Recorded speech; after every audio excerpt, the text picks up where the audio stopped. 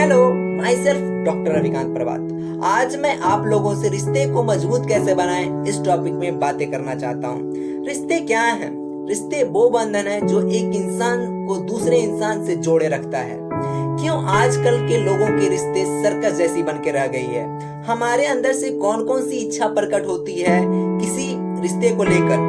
Physical, emotional, mental level पर होता है।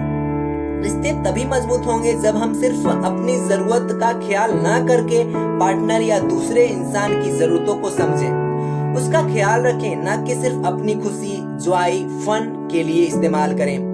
क्या तुम सिर्फ उससे मदद, खुशी ले रहे हो या उसी के साथ खुशियां बांट रहे हो? आप कमेंट करके बताएं कि आप रिलेशनशिप बनाए रखने के लिए क्या क्या करते हैं।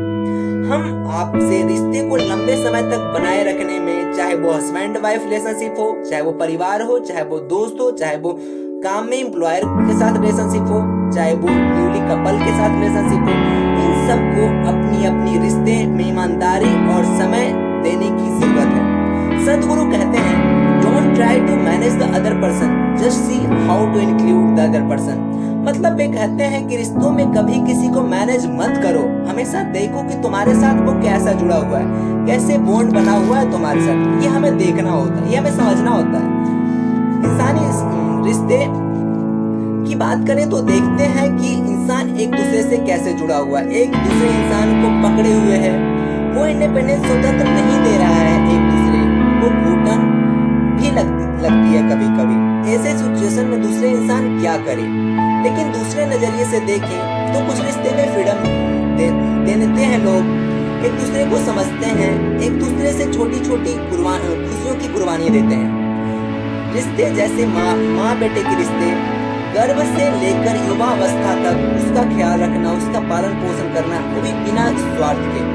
दूसरा पिता बेटे का रिलेशन, इसमें पिता बेटे को सपोर्ट, सिक्योरिटी, गाइडेंस करते हैं।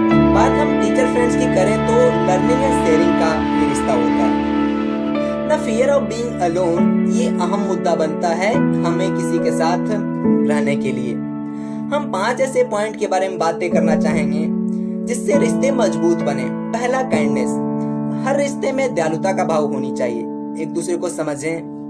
दूसरा, सेंसिटिविटी एंड सिंसियरिटी। हमेशा learn to impress not to express. तीसरा, ट्रस्ट एंड केयर। वो हमेशा रिश्ते में सच्चाई होनी चाहिए, रिश्ते में एक दूसरे को ख्याल रखना चाहिए। चौथा, कम्युनिकेशन।